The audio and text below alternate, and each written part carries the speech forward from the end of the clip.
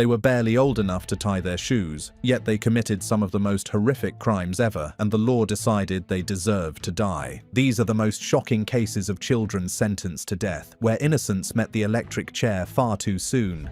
Number 10. Michael Bargo. Sentence of the court that for the premeditated murder of Seth Jackson, you, Michael Shane Bargo, are sentenced to death. Then after you dispose of Seth's body, after it's dumped in the quarry, you go to Publix, get some beer, and you start drinking. Yeah, it was pretty stressful. The courtroom was tense as everyone waited for the judge's decision. Michael Bargo sat at the defense table, quiet, his eyes fixed forward. He was only a kid, but the crime he was being sentenced for happened when he was much younger 3 years ago. The case had drawn attention across Florida because of how violent and detailed it was. Prosecutors, they say there was bad blood between Seth Jackson and Michael Bargo, basically because they had eyes for the same girl. In fact, that girl is one of 4 people already serving life in prison for the murder of this 15-year-old. In 2011, police in Marion County began searching for 15-year-old Seth Jackson after his family reported him missing. Within days, investigators uncovered a group of teenagers who had plotted his death. Crime scene techs wrapped up sifting through evidence focused on a bin in the backyard near the fire pit. Even experienced detectives are shaken, as though Michael Bargo was identified as the one who planned everything. Prosecutors said he organized the trap, arranged the meeting, and gave the final order. Seth was lured to a house in Summerfield, attacked, shot several times, and his body was burned in a fire pit behind the house. The remains were collected and dumped in a nearby quarry. Back, I'll say it. This is my question. No, it was you not told them where the rock quarry was. Well, you want me? Can I say it? You've already answered yes. You told them where it was. Answer this question, please. You did. Let's move forward, please, counsel. Okay. During the trial, the evidence was clear and direct. Text messages, witness statements, and the discovery of Seth's remains left little room for doubt. Some of Bargo's friends testified against him, explaining how the plan was made and who took part in each step. What did he say when he called you? The deed is done. The jury watched the videos, read the messages, and listened to the timeline of events. There was no emotion from Bargo as the evidence was presented. When the verdict came, the jury found him guilty of first-degree murder. The judge later confirmed the death sentence, describing the crime as organized and without remorse. At that moment, the courtroom reacted sharply.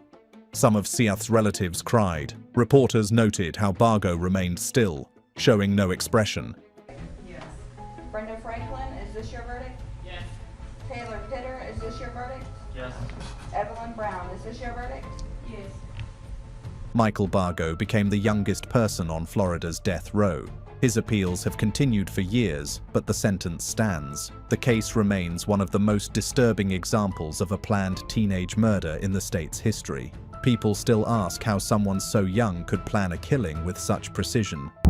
Number 9. Krista Pike. Can I please have my mom before I go? Mr. Bates, please hold Miss Pike in the dock. Please, let me just my mom. She was only 18 when the judge's words sealed her fate, the youngest woman on death row in America. Krista Gale Pike sat in a Tennessee courtroom in 1996, barely out of high school, as the jury returned a verdict that would shock the nation. She was guilty of first-degree murder, and the sentence was death by electrocution. The courtroom fell silent, and for a brief second, even Pike seemed to realize the weight of what had just happened. It is therefore ordered that you shall be put to death by electrocution in the mode prescribed by law, and that you shall be transferred to the custody of the warden. The case began months earlier at the Job Corps Training Center in Knoxville, a program meant to give young people a second chance. But for 19-year-old Colleen Slemmer, it became a death trap. Pike, along with her boyfriend Tadderil Shipp and friend Shadola Peterson, lured Slemmer into a secluded area near the University of Tennessee campus. What followed was not just a killing, it was a 2-hour torture session. Pike believed Slemmer was trying to steal her boyfriend. Driven by jealousy and rage, she carved a pentagram into Slemmer's chest and kept a piece of her skull as a souvenir. When police found the remains, Pike showed no fear. In fact, she bragged about it to others. Campus, and I had every intention of fighting her. Probably when they came through this tunnel, that's when Colleen began to think that she was in trouble. That chilling confidence was later used against her in court. During the trial, prosecutors painted her as cold, calculating, and unremorseful. The evidence was overwhelming: confessions, witnesses, and even the bone fragment Pike kept in her pocket. Her defense tried to argue mental instability, but the jury didn't buy it. Arrested, the first one they interviewed. And I thought that if I went in there and told him that I did every single thing that happened up there, that Tadaro and Shadala would just get to walk out of there and they wouldn't worry about them anymore because they had the real killer. When the judge read the final sentence, reporters described the moment as eerie, an 18-year-old girl facing the ultimate punishment with the calmness of someone twice her age. Years later, from her cell in Tennessee's death row for women, Pike made headlines again after being caught plotting to kill another inmate. That confirmed what many already believed. She had no remorse, only defiance. Today, Krista Pike remains the youngest woman ever sentenced to death in modern US history. Number 8. Austin Myers. If you kill me, it won't fix anything. It won't bring Justin back. It's only going to hurt more innocent people. In January 2014, a small town in Ohio was shaken by the murder of 18-year-old Justin Back. The investigation quickly led police to 2 suspects: Austin Myers, age 19, and his friend Timothy Mosley, age 18. Both young men were arrested within days, and what started as a robbery case soon turned into one of the most disturbing crimes the state had seen in years. According to investigators, Myers and Mosley had planned to steal from Justin, who was a friend of Mosley's. They believed he kept money and valuables in his home. On the night of January 28th, the two broke into Justin's house while his parents were away. When Justin confronted them, the plan changed from theft to murder. He was stabbed multiple times and left dead in his own home. What did Austin say in response to these questions and statements that Justin Back is making as he's attempting to kill him? In the lines of, "It's all right, it's almost over." They later wrapped his body in a blanket and dumped it near a creek, hoping no one would find it. Police tracked them down within days, using evidence from Justin's house and their own text messages. Both confessed, but their statements conflicted because each tried to blame the other. Prosecutors later revealed that Myers had planned the attack in advance, writing down details and steps of how it would happen. That evidence turned the case from a robbery gone wrong into a calculated killing. A garrote or a choke wire is a close-in weapon. It's very personal.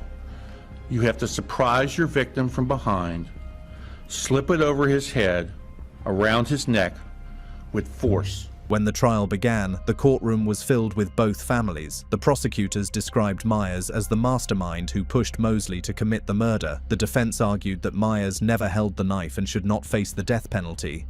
You heard about the plea agreement, contract. Timmy has a reason to save his own skin at this point. But the jury decided otherwise. After days of emotional testimony and evidence, Myers was found guilty of aggravated murder and sentenced to death. In 2014, at just 19, Austin Myers became the youngest person on Ohio's death row. Mosley, who had cooperated with authorities, received a life sentence instead. Myers showed little reaction when the verdict was read, while his parents cried quietly. The victim's family held each other, finally facing the end of a long and painful trial. Austin Myers still waits on death row. His execution has been delayed several times, but the case continues to spark debate about youth, punishment, and whether someone so young can truly understand the weight of taking a life. Number 7. Pedro Espinoza. He needs the biggest punishment they can get is the death penalty, and from that day on, he can rot in hell. Thank you. On March 2, 2008, Los Angeles witnessed a crime that would spark outrage across the nation. That evening, around 8:30 p.m., 17-year-old Jamiel Shaw II was walking home after visiting friends. He was only a few steps from his front door when 19-year-old Pedro Espinoza, a known gang member, approached him. Espinoza had been released from Los Angeles County Jail less than 24 hours earlier.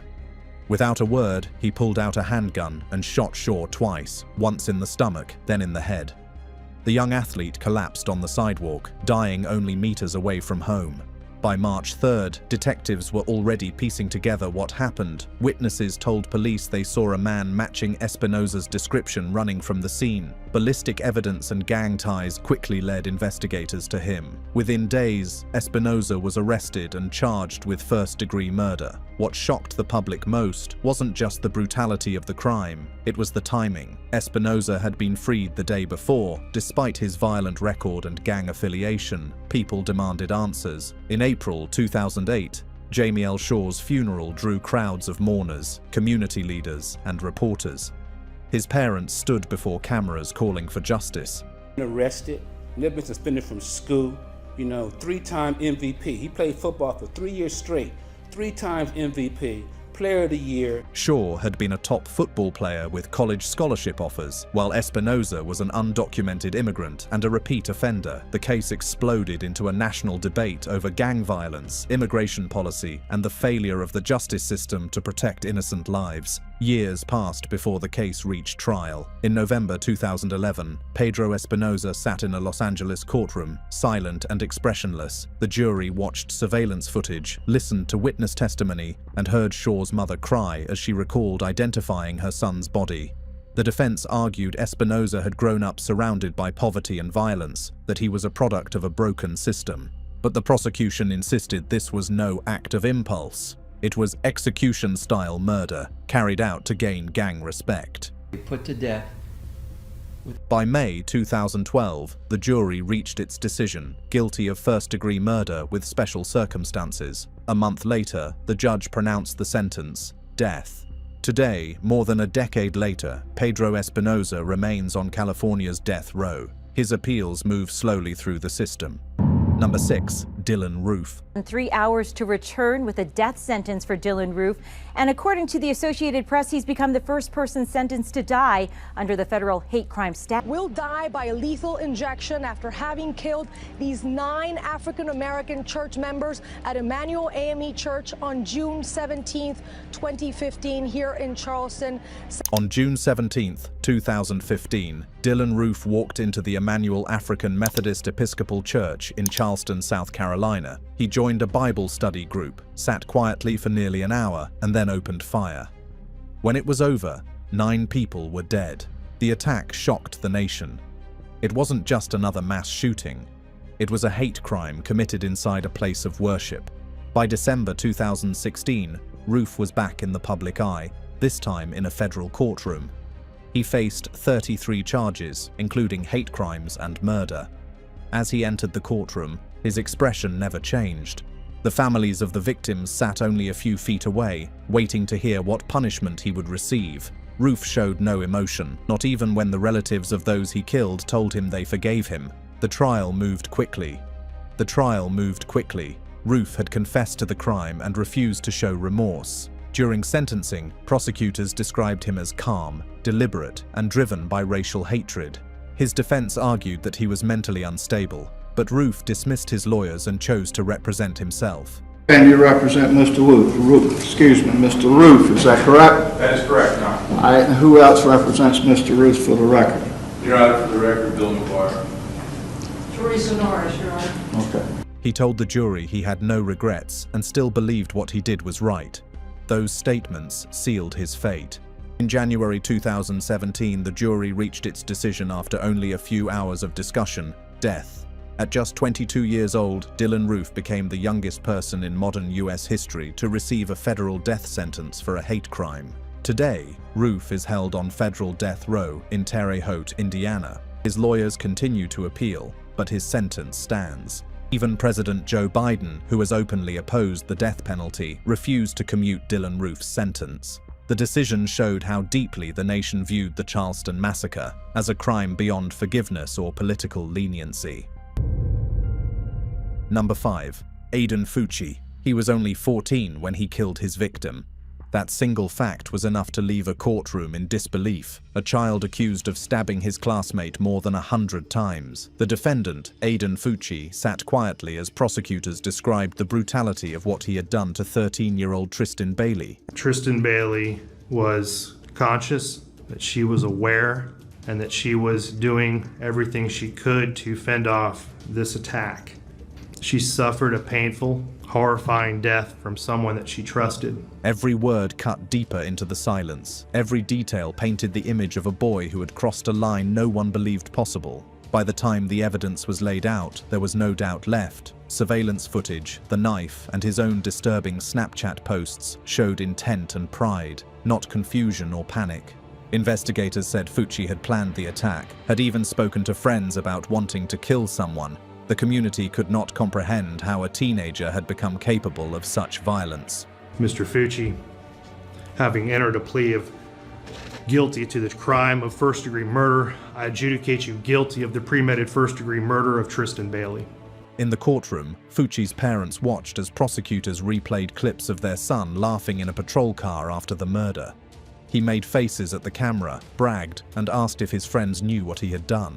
The jury watched in silence. The Bailey family stared forward, holding each other as the details were read out again. 114 stab wounds, 49 to the hands and arms as she tried to fight back. Aidan Fucci became one of the youngest killers in American history to receive a life sentence. Number 4. Dzhokhar Tsarnaev. And we are coming on the air because the jury deciding the fate of Boston Marathon bomber Dzhokhar Tsarnaev has reached a verdict. They have sentenced him to death.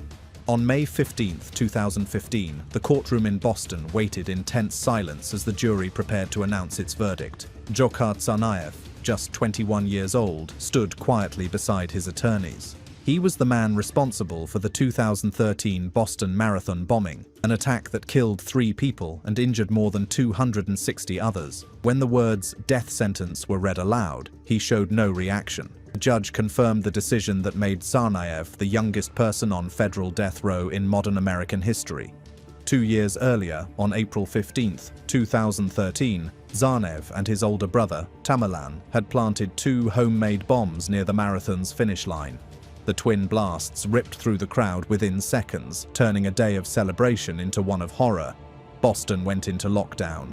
Hospitals filled with victims and the city's streets emptied as thousands of police officers searched for the brothers. During their flight, they murdered a police officer, hijacked a car, and exchanged gunfire with law enforcement. Tamerlan was killed during the shootout, while Dzhokhar escaped and hid inside a boat in a backyard. He was captured the next day, bleeding and barely conscious. Actually, an unarmed 19-year-old curled up and bleeding in the back of a boat. During the trial, prosecutors portrayed Tsarnaev as a deliberate and unremorseful killer who knew exactly what he was doing. They showed photos of the bombing's aftermath and presented a message he had written inside the boat, where he blamed America for Muslim deaths overseas. His defense team admitted his involvement, but argued that his older brother had pressured and influenced him. The jury disagreed. The evidence, the bombs, the victims, and the deliberate planning outweighed any claim that he had acted under duress. Interestingly, a few survivors publicly opposed the death penalty, saying that another execution would not bring them peace. Years later, Dzhokhar Tsarnaev's case continues through appeals, and his name still divides opinion across the country. He was only 19 when he carried out an act that shocked the world.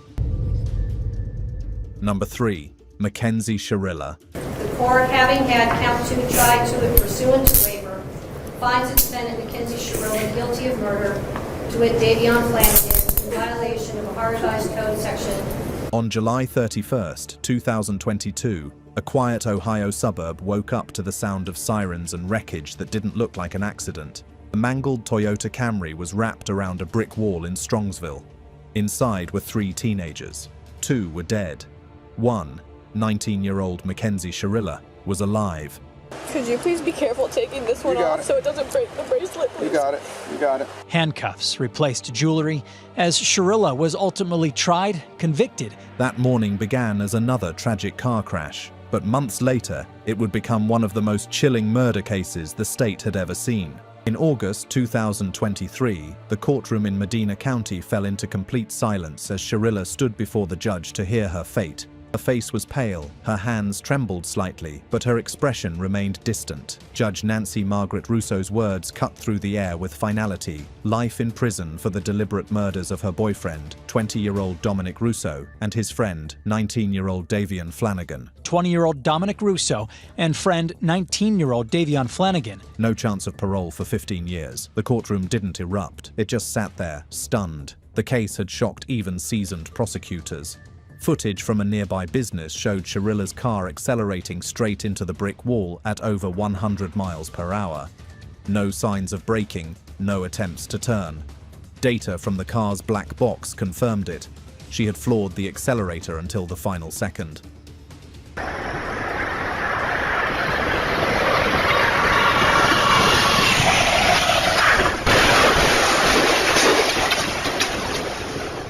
Investigators found that the crash was not spontaneous, but carefully planned after a heated argument with her boyfriend. Prosecutors called it a premeditated act of murder carried out with a steering wheel instead of a weapon. As the footage played in court, family members wept. Some couldn't bear to look. The defense tried to claim she lost control or blacked out. The judge didn't buy it, saying her actions were controlled, methodical, and intentional. Sharilla cried as the verdict was read, her mother breaking down behind her. Number 2. Marlon Joseph. Counsel will be appointed by separate order to represent you for that purpose. Marlon Maurice Joseph, may God have mercy on your soul. This court is now in recess. On January 11th, 2018, the courtroom in Palm Beach County, Florida, was tense as the verdict was read. 28-year-old Marlon Joseph sat emotionless, staring ahead while the judge announced his sentence: death. Around him, quiet gasps broke through the room. The families of his victims held hands, some crying, others just staring at the man who had taken their loved ones. The judge called his crime cruel, calculated, and inexcusable. At that moment, Joseph became one of the youngest people in the country to face a death sentence for a double murder that stunned even hardened detectives. When police say her son shot and killed Kalada and her 11-year-old daughter, Kyra. I just want justice for my girlfriend and her daughter. He's my son and I love him, but... The killings happened just days after Christmas in 2017. Police said Joseph shot and killed 36-year-old Kalada Crowell and her 11-year-old daughter, Kira, inside their West Palm Beach home. The details were brutal. Investigators testified that Joseph first shot Crowell, his girlfriend's mother, and then chased the young girl outside as she tried to escape. He shot her multiple times. Witnesses said she was pleading for her life. Both died instantly. The motive was as senseless as the crime. Joseph was angry that the woman had confronted him about mistreating her daughter. After the killings, he fled the state, sparking a week-long manhunt that ended when U.S. Marshals found him hiding in Lake Worth. This video you'll see only on 5. Police escorting Marlon Joseph, the man accused of murdering a West Palm Beach mother and daughter. During the trial, prosecutors described him as cold and remorseless.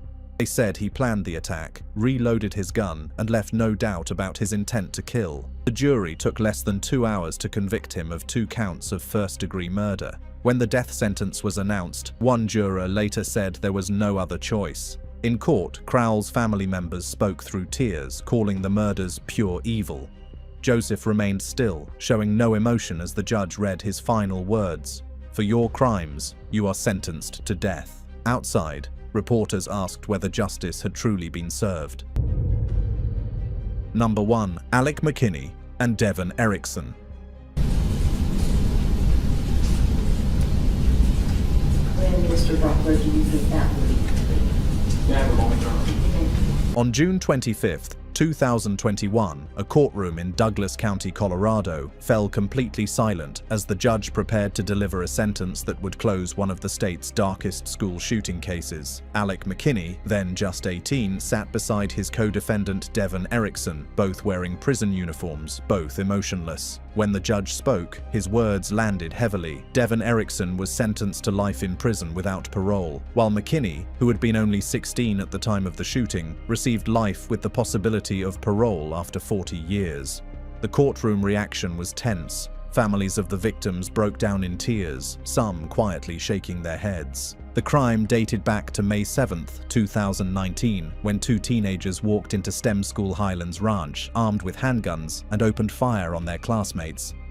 The attack killed 18-year-old Kendrick Castillo, who died while trying to tackle Erickson, and injured 8 others. The scene that day was described as chaos: students hiding under desks, teachers blocking doors, gunfire echoing through the hallways. Investigators said both shooters had planned the attack for weeks, targeting specific students and even recording videos discussing how they wanted to make history. During trial, prosecutors detailed how McKinney and Erickson had taken their parents' guns, entered the school through a side door, and began shooting inside a classroom where dozens of students were trapped. McKinney, the younger of the two, testified that he was struggling with mental health issues and had been manipulated by Erickson, but evidence showed that he had been deeply involved in planning the attack. The prosecution called it a cold, deliberate act, meant to cause maximum harm. I believe we share equal responsibility for everything that happened. Why? No one tried to stop anyone. No one forced anyone into this. We were both mutually agreeing. As the sentencing ended, Kendrick Castillo's parents gave emotional statements, saying their son's bravery saved countless lives. The judge agreed, calling Castillo a hero. Both shooters stared straight ahead, showing little emotion. The case drew national outrage, not only for the violence, but for the age of those responsible. They thought they'd never face justice. They laughed in courtrooms, smirked at grieving families, and believed the system would forget their crimes. But when the verdicts came, or when furious fathers leapt from the stands, reality hit harder than any sentence ever could. These are the moments when killers, young, arrogant, and unrepentant, finally met the justice they thought they could outrun. Number 5. Klaus Grabowski, March 6, 1981. Inside the Lübeck District Court in West Germany, everyone expected another long day of hearings. The courtroom was tense but ordinary, lawyers preparing their notes, journalists adjusting cameras, and police officers standing by the doors. No one noticed the woman in the back row wearing a long coat.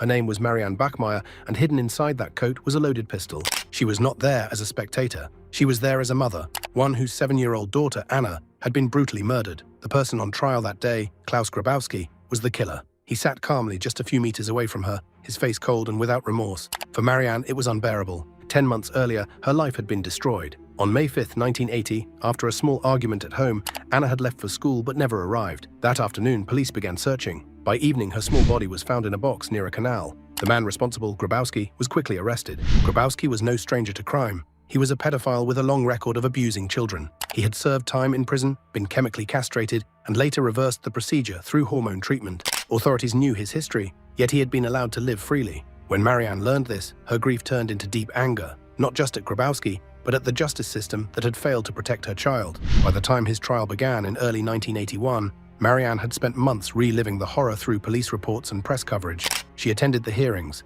listening as Grabowski's lawyers tried to justify his actions. The defense argued that he killed Anna because he feared losing his fiancée, who had threatened to leave him if he harmed another child. That explanation, cold, emotionless, pushed Marianne to her breaking point. On the third day of the trial, she made her decision. She loaded a small pistol, placed it inside her handbag, and walked into the courtroom like everyone else. No one checked her bag. No one noticed the trembling in her hands. As the session began, the judge called the next witness. Grabowski sat relaxed, whispering to his lawyer. Then, without warning, Marianne stood up.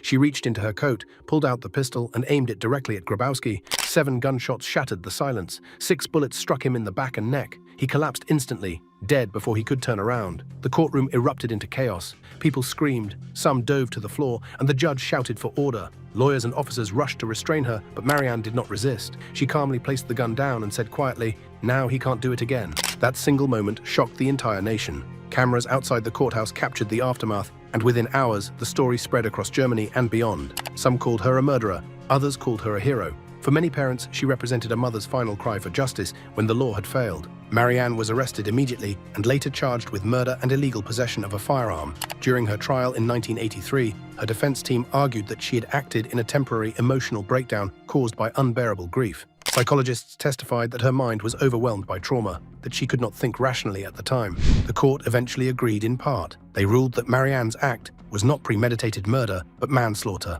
She was sentenced to 6 years in prison, but served only 3 before being released. Her case started a massive public debate in Germany. Many asked how a known predator like Grabowski had been allowed back into society. Others questioned whether Marianne's act, though emotionally understandable, weakened the justice system. For years, her name symbolized both justice and vengeance, two words that never sat comfortably together. After her release, Marianne tried to rebuild her life. She was constantly followed by reporters who wanted interviews and documentaries. Tired of the attention, she left Lubeck and later moved to Nigeria with her second husband. But peace never truly found her. She battled health problems and the lasting trauma of her loss. In 1996, Marianne was diagnosed with cancer. She passed away at the age of 46 and was buried beside her daughter, Anna. Even in her final interviews, she never expressed regret. "I did what I felt was right," she said. "No mother should have to see the man who killed her child walk free." Her story remains one of the most unforgettable moments in courtroom history. The day a mother, broken by grief, turned justice into something personal.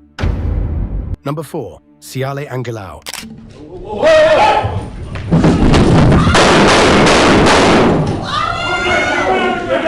April 21, 2014 began as an ordinary morning inside the federal courthouse in Salt Lake City, Utah. Security was tight, the air was tense, but no one expected what would happen next. By the end of that day, a defendant would lie dead on the courtroom floor, shot by a U.S. Marshal in front of jurors, lawyers, and a federal judge. The man at the center of it all was Siale Angelou, a 25-year-old man, a known member of the Tongan Crip gang. He was on trial for several serious federal charges: racketeering, assault, and robbery, all connected to gang-related violence. The courtroom was filled with people who knew what that meant. It wasn't just another trial, it was a war zone wearing suits and ties. The prosecution had brought in former gang members to testify against Angelou. These were people who once called him brother, but now sat on the witness stand to help the government convict him. Their faces showed fear of what could happen if they spoke too freely, fear of the violent world they had left behind. The judge entered, the jury sat upright, testimony began. At first, everything seemed calm, but the tension in that room was the kind you could feel in your chest, thick, silent, and waiting to explode. Then it happened. Without warning, Siale Angelou stood up from the defense table. Surveillance footage later released showed the sudden, shocking motion. He snatched a pen from the table, his eyes fixed on the witness stand. In less than 2 seconds, he charged forward, his body crossing the courtroom floor in long, powerful strides. The witness froze. Jurors gasped. Lawyers ducked for cover. The calm courtroom turned into chaos in an instant. At that very moment, a U.S. Marshal, later identified only as Jane Doe in court records, reacted. She had only a heartbeat to decide. Sitting a few feet away, she saw Angelou lunging toward the witness, weapon in hand, rage on his face. She drew her firearm and fired 4 quick shots. The sound of gunfire echoed through the courtroom. Bang, bang, bang, bang. Angelou was hit multiple times in the chest and fell to the ground, his pen clattering beside him. Panic spread. The judge shouted for calm. Marshals rushed forward to secure the scene. Someone screamed for medical help. Within minutes, paramedics arrived and took Angelou away. Despite efforts to save him, he was pronounced dead later that afternoon. The courtroom, once a place of law and order, had turned into a crime scene. But the shock of that moment didn't end with his death. Almost immediately, questions began to rise. Was the marshal justified? Did she act too quickly? Or did she save a life before a tragedy could unfold? The FBI launched an investigation. Courtroom security footage was reviewed frame by frame. What the footage showed was clear. Angelou's charge had been sudden and aggressive. The marshal fired within seconds to stop an attack that could have ended with a witness dead on the stand. Federal prosecutors later confirmed she acted lawfully and necessarily to protect lives. Still, Angelou's family disagreed. They argued that after the first shot, he was already falling and no longer a threat. His parents filed a wrongful death lawsuit against the U.S. Marshals Service, claiming excessive force. Their lawyers said 4 bullets were too many and accused the government of hiding behind immunity. For years, the case went through appeals and motions. But each time, the court sided with the marshal. In 2018, a federal judge dismissed the family's claims, ruling that the shooting was justified under the law. The decision stated clearly that the marshal's split-second choice likely saved the life of the witness and possibly others inside the courtroom. When the video was finally made public, it reignited public debate. The footage showed everything: the sudden charge, the marshal's quick reaction, the confusion that followed. Many viewers who watched it agreed. In that moment, hesitation could have been deadly. In the end, the court once again became the stage for a final decision. Not about guilt or innocence, but about the limits of justice itself. The law ruled that the marshal acted within her duty, protecting not only the witness, but the entire courtroom. Number 3. David Paradiso. Came from my left, it reached over my shoulder area and put a gun against Paradiso's chest and fired.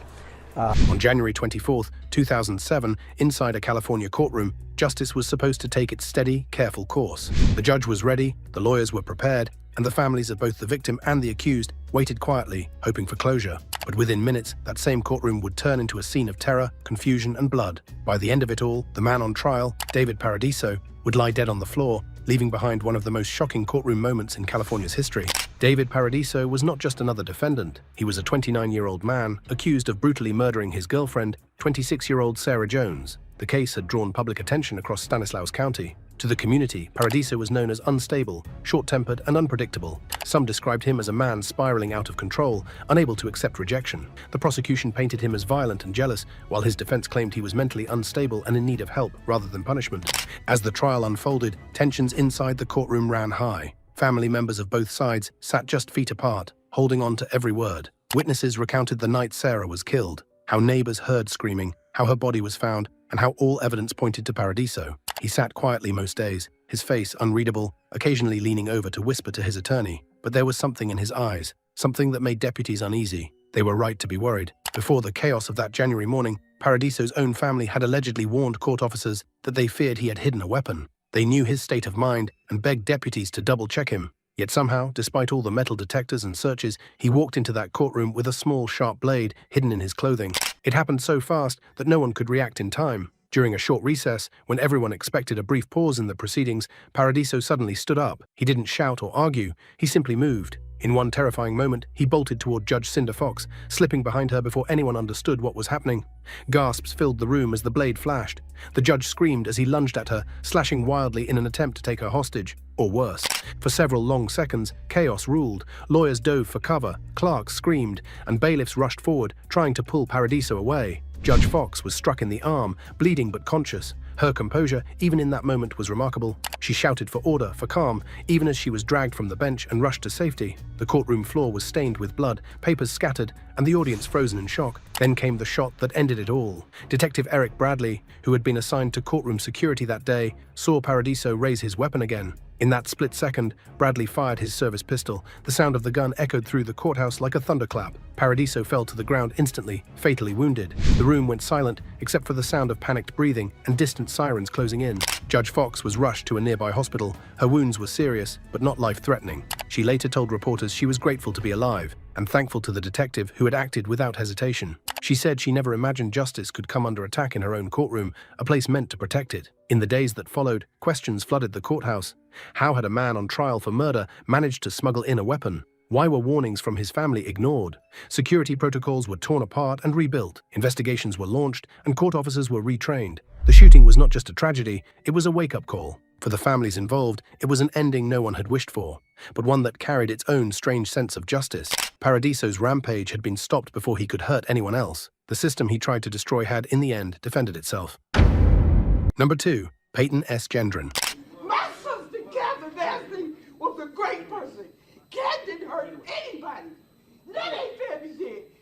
Peyton S. Gendron's story began quietly in Conklin, New York, a small, uneventful town where few could have imagined the horror he would one day unleash. Born to 2 civil engineers, he grew up in what seemed to be a normal middle-class household. Teachers and neighbors described him as quiet, polite, and often withdrawn. But behind that calm exterior, something darker was forming. At Susquehanna Valley High School, Gendron's behavior began to change.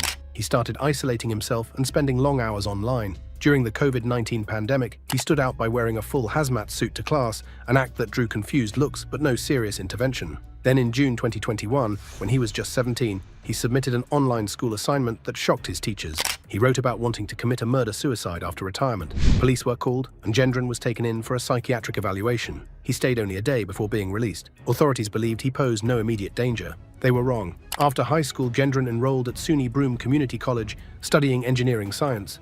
But college life didn't bring change. It made his isolation worse.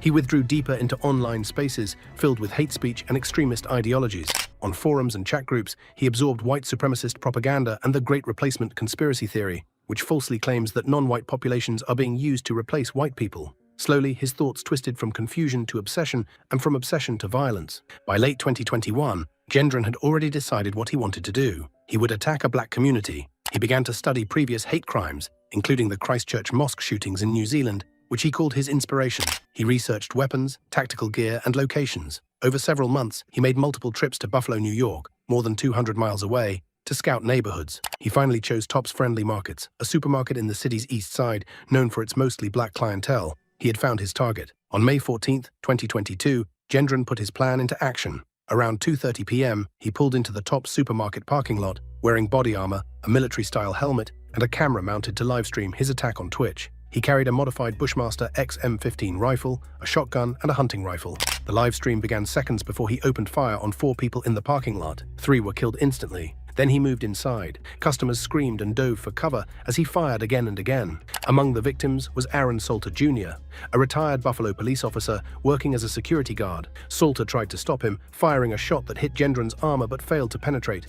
Gendron shot back and killed him instantly. Within minutes, he had murdered 10 people, almost all of them black, and injured 3 more. At one point, he even spared a white shopper, apologizing before moving on. That single act left no doubt that his rampage was racially motivated. Police arrived within 6 minutes of the first 911 call. They confronted Gendron inside the store. For a moment, he aimed his rifle at his own neck, as if considering suicide. Officers shouted at him to drop his weapon, and after a tense standoff, he did. He was arrested on the spot, ending one of the deadliest hate crimes in recent U.S. history.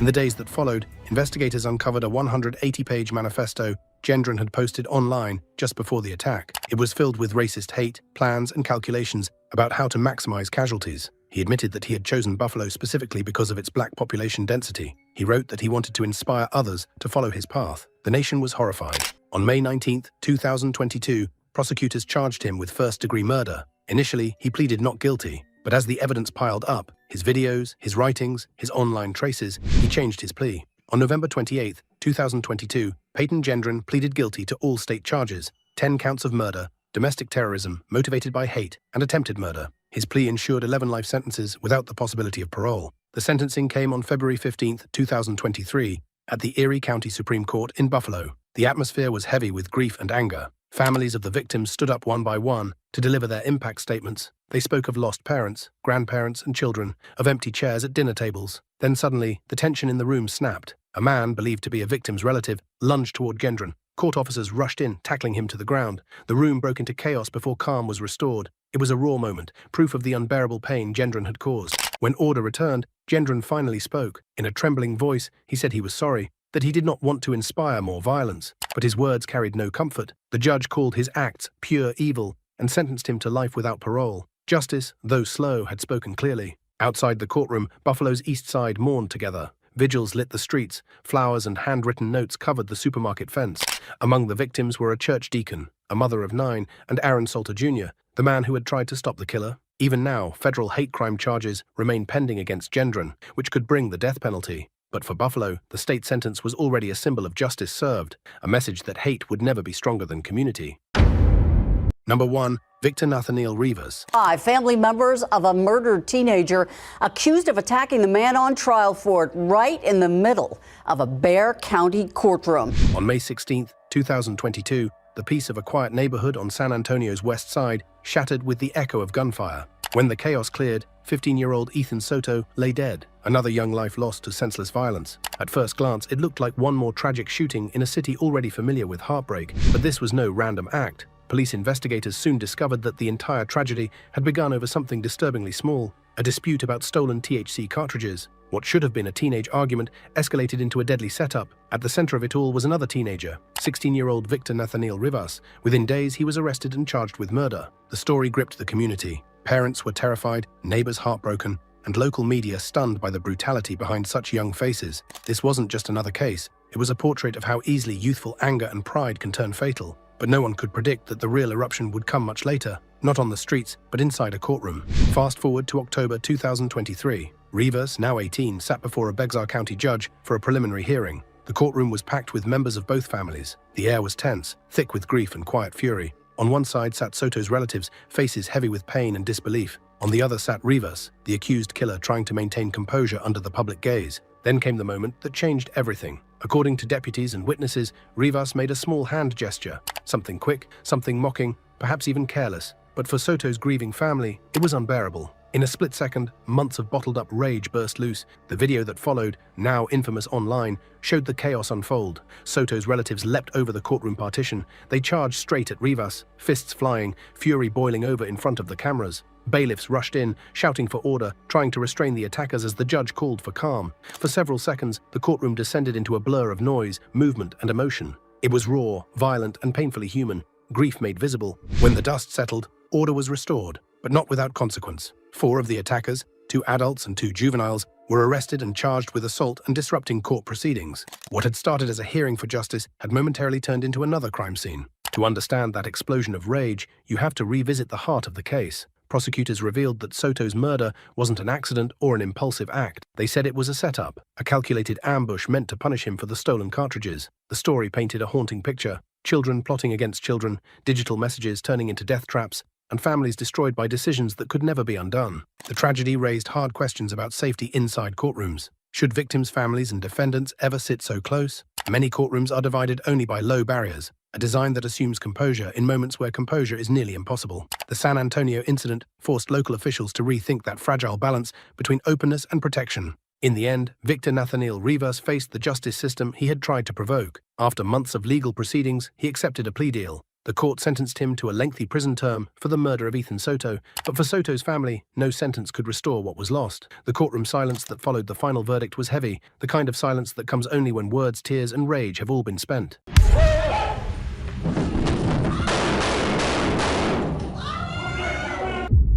They walked into court thinking they would argue their case, maybe even escape with a lighter sentence.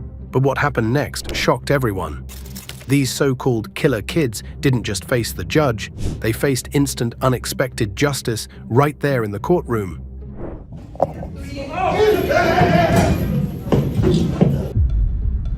No warning, no time to prepare. In seconds, the trial everyone was waiting for turned into something far darker. What you're about to see are the moments where justice came fast, sometimes faster than anyone thought possible. First on our list is Sial Angelao. On April 21, 2014, a federal courtroom in Salt Lake City became something it was never meant to be, a place of sudden death. What should have been a routine day of testimony ended in chaos, fear, and gunfire. And at the center of it all was Sial Angelao, a young defendant who made one final desperate move that cost him his life. Well, let's slow down for a second. You see, this wasn't just any trial. Angelao was facing federal charges tied to gang activity. The case was tense, dangerous, and full of betrayal. Prosecutors had lined up cooperating witnesses, people once tied to the gang who now sat in court, ready to testify against their former brothers. Loyalty and fear clashed in that room, and everyone knew one wrong word could spark something ugly. And then it did. According to court transcripts and later released footage, Angelao suddenly rose from the defense table. He didn't hesitate. He grabbed a pen from the counsel area, his eyes locked on the witness stand. In one explosive burst, he charged forward. Imagine the silence breaking, the shuffle of shoes, the gasps from jurors, the witness frozen as a man came lunging at him. Now pay attention here, because this is where it all snapped. A U.S. Marshal, identified only in records as Jane Doe, pulled her weapon. In those few heartbeats, she had to decide: act or risk watching a witness stabbed in front of 12 jurors. The marshal fired multiple times. Bullets tore into Angelao's chest as he collapsed to the courtroom floor. He was rushed to a hospital, but by that same afternoon, he was dead. But the story doesn't end with the sound of gunfire. Interestingly, what followed was a storm of questions. Why would a man risk his life in front of a jury, his family, and federal officers? The answer lies in the brutal reality of gang trials. In that world, attacking a snitch is not just revenge. It's a statement. Angelao's final act may have been less about escape and more about loyalty, pride, and a desperate code of silence. Meanwhile, the shooting itself sparked its own battle. Angelao's family claimed the marshal went too far, arguing that after the first shots, he was already down and no longer a threat. They filed lawsuits, pointing out that 4 bullets were fired and at least some struck him while he was falling. Was that justice or excessive force? The government didn't waver. The FBI investigated, and federal judges stood behind the marshal's decision, ruling that she acted within her duty to protect lives in the courtroom. Eventually, the lawsuits were dismissed, but the release of courtroom video years later stirred public debate. While that was a very charged moment caught on camera, our next entry will give you the chills. We are talking about the case of Frank DeLeon Jr., October 17, 2023, Houston, Texas. The sentencing of 19-year-old Frank DeLeon Jr., a teenager whose crime had already shaken the city to its core, would turn into pure chaos. DeLeon wasn't just another troubled kid standing before a judge. He was the boy who brutally ended the life of his 16-year-old ex-girlfriend, Diamond Alvarez. And not in some fleeting act of rage, but with cold, calculated violence. He shot her 22 times. Yes, you heard that right, 22 bullets as she simply walked through her own neighborhood. Why? Because she confronted him about cheating. A moment that in most teenage lives would lead to arguments, maybe tears, and eventually healing. But in this case, it spiraled into horror. And guess what? That single spark of jealousy turned into a firestorm that destroyed not just one life, but an entire family's future. As the courtroom filled that morning, you could feel the tension. DeLeon had already taken a plea deal, 45 years in prison with the possibility of parole after just 22.5 years. To Diamond's family, that number felt like salt on an open wound.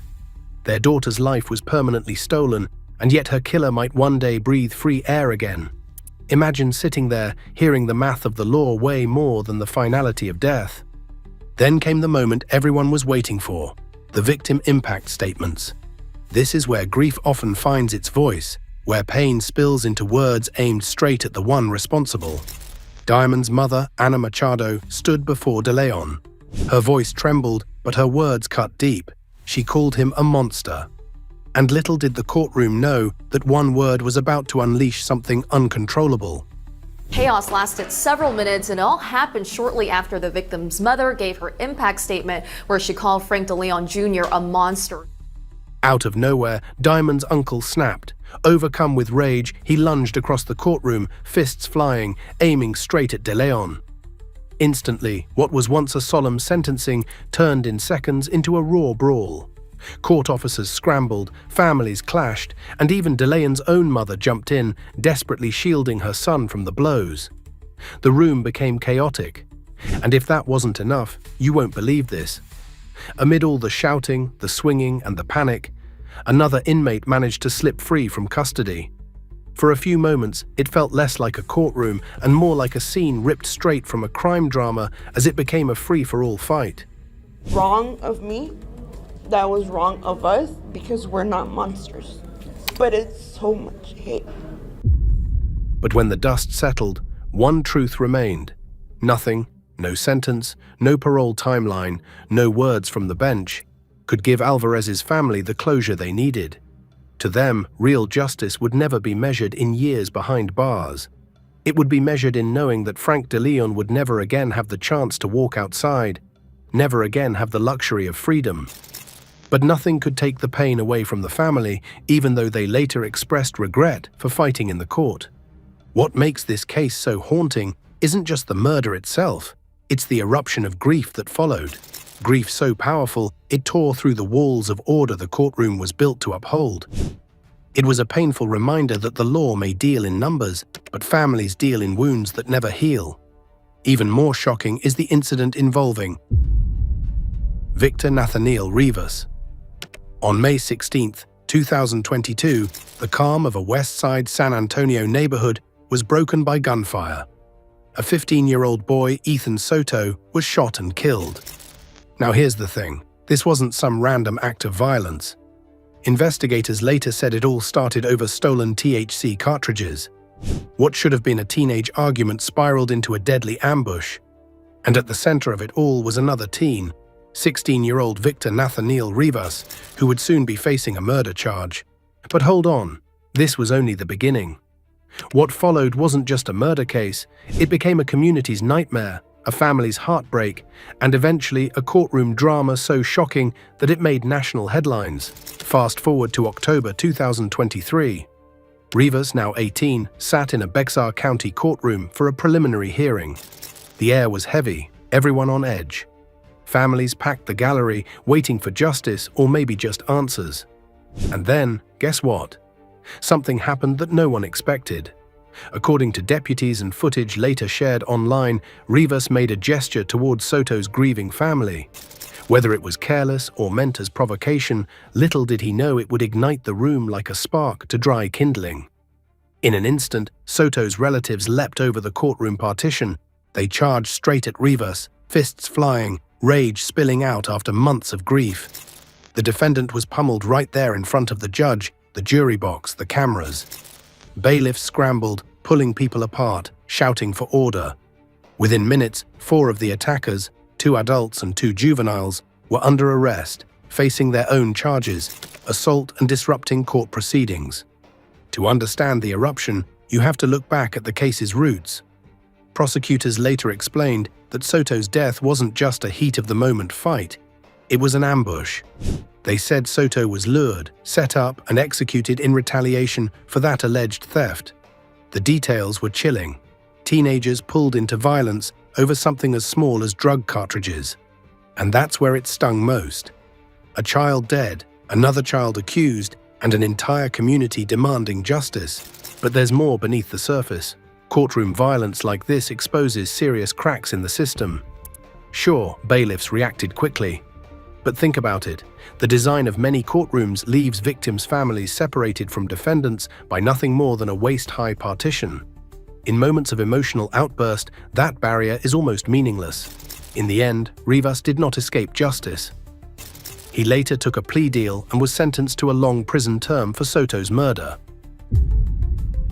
Now let's talk about David Paradiso.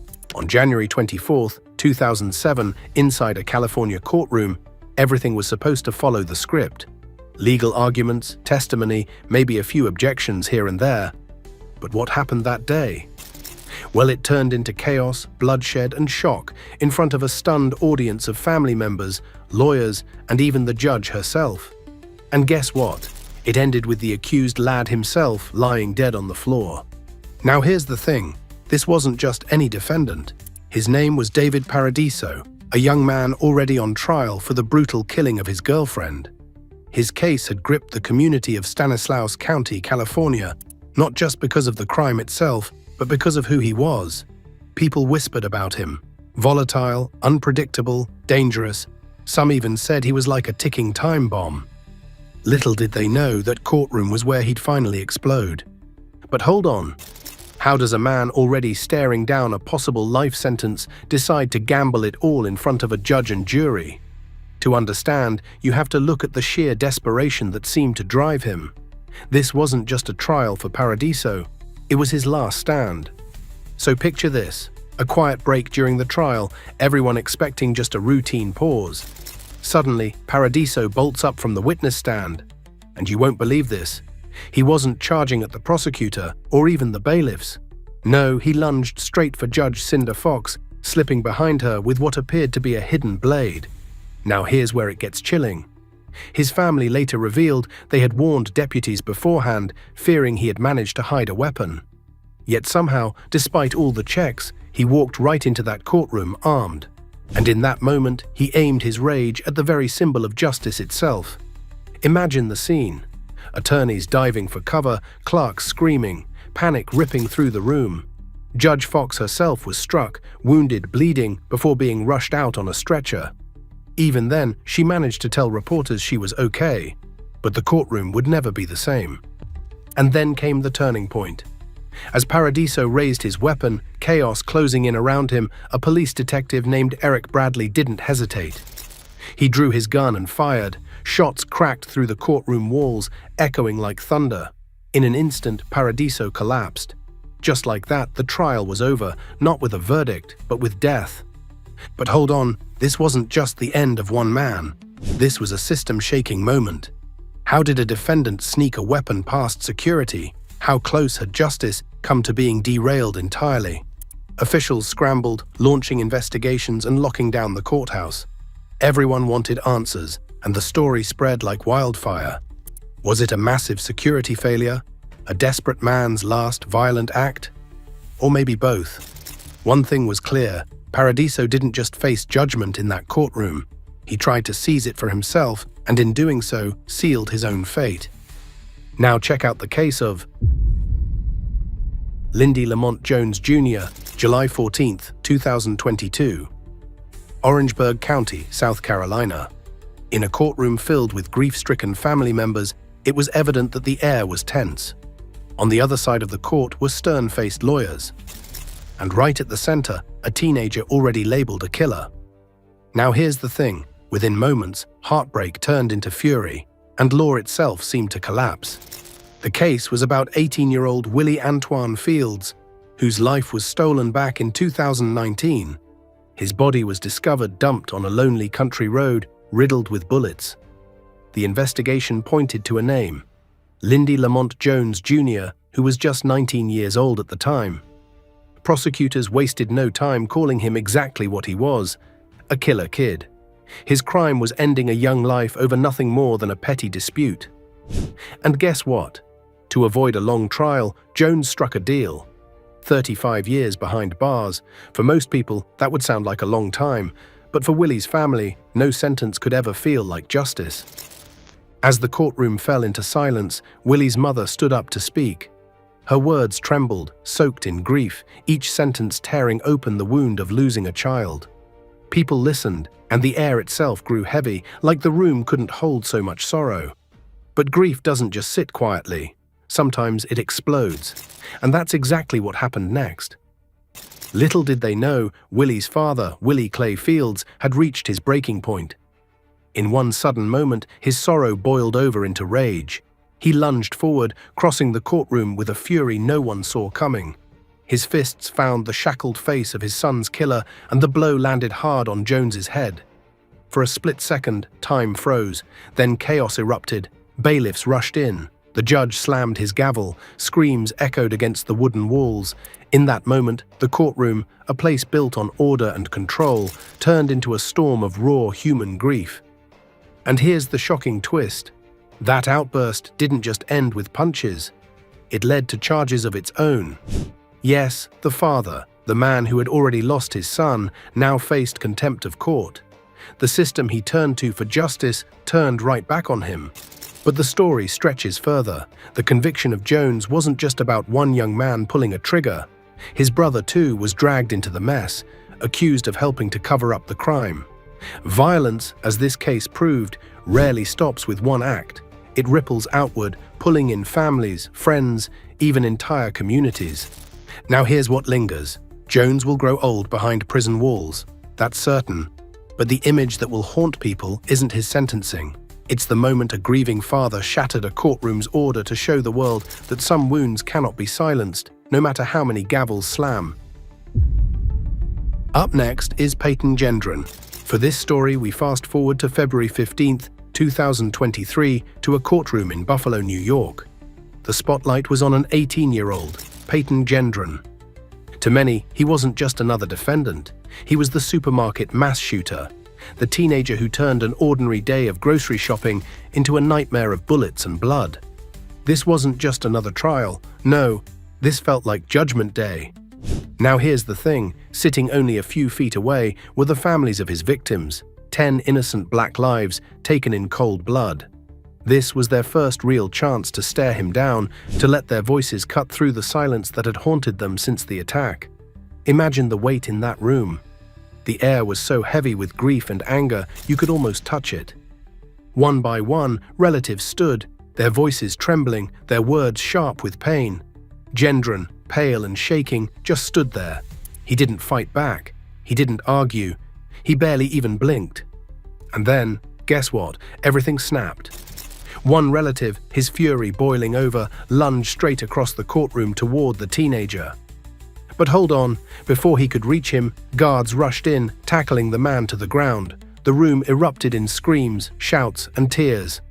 In that split second, the trial stopped being about legal arguments and turned into something far more human. Raw, desperate emotion spilling over. You could feel the weight of a community ripped apart by hate, demanding a taste of the justice they felt no court could give. But who exactly was this boy, and how did he become a weapon of hate at just 18? Well, little did anyone know his path had been paved in the dark corners of the internet. There, white supremacist lies and conspiracy theories festered. He absorbed them, word by word, until they became his truth. By the time he carried out his attack, he had already written a chilling manifesto, pages of poison echoing the racist replacement theory.